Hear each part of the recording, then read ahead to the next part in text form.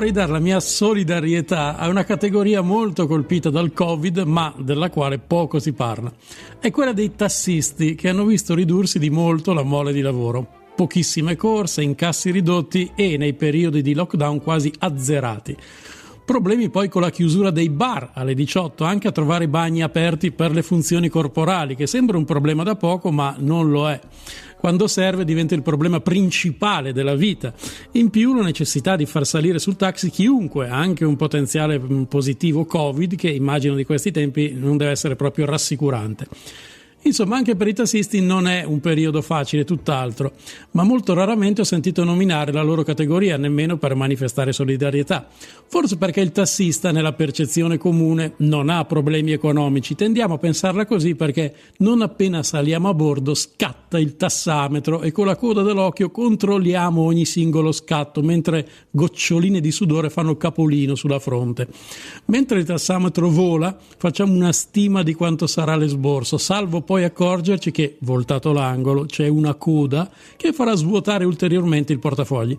E poi ci viene sempre il dubbio: avrà scelto la strada migliore o mi sta fregando? Ogni cliente nei confronti del tassista è prevenuto. Immagina sempre che vada apposta il tassista a cercarsi le code per prolungare il tragitto. Immaginiamo che sul navigatore abbia impostato l'opzione strada più lenta. Il retropensiero di ogni cliente è: probabilmente oggi ci sono poche corse e lui sta sfruttando proprio me per lucrare su una giornata storta, e allora va a cercare magari non la strada più lunga, ma sicuramente quella dove c'è più traffico. Ecco, io oggi a nome di tutti i clienti voglio chiedere scusa ai tassisti per questi brutti pensieri che facciamo e abbiamo fatto nei loro confronti, quando abbiamo pensato che intenzionalmente non avessero scelto la strada migliore, cioè la più breve ma la più veloce. Ecco, secondo noi magari non ha scelto quella. Poi ci sono i tassisti che soprattutto negli ultimi anni chiedono al cliente che strada vuole fare. A volte l'indicazione arriva e il tassista non batte ciglio, anche se magari in cuor suo avrebbe preferito un altro percorso. Ma il tassista è uomo di mondo e ormai è abituato a tutte le sfumature del genere umano. Il tassista è necessario anche quando si hanno problemi fisici e bisogna andare in ospedale. Anche a me è capitato a dicembre. Avevo passato la notte con una dolorosissima periartrite, non potevo muovere la spalla e di mattina presto mi sono fatto accompagnare al pronto soccorso da un tassista che mi ha confortato, dicendo che anche lui aveva sofferto dello stesso problema e confortandomi inoltre sui possibili rimedi e su una mia rapida ripresa.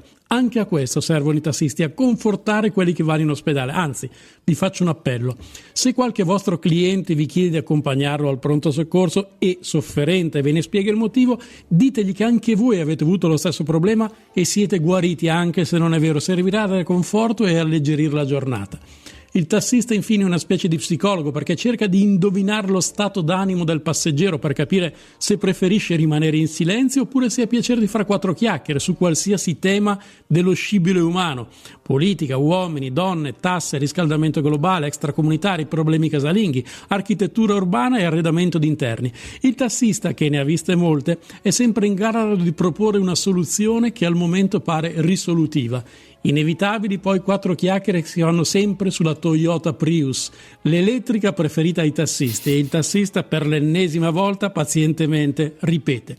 Insomma, il tassista è quasi una figura mitologica, sempre presente anche nei momenti più difficili, e a tutti loro oggi voglio dare la mia sincera solidarietà, anche perché così magari la prossima volta qualcuno di loro mi fa uno sconto.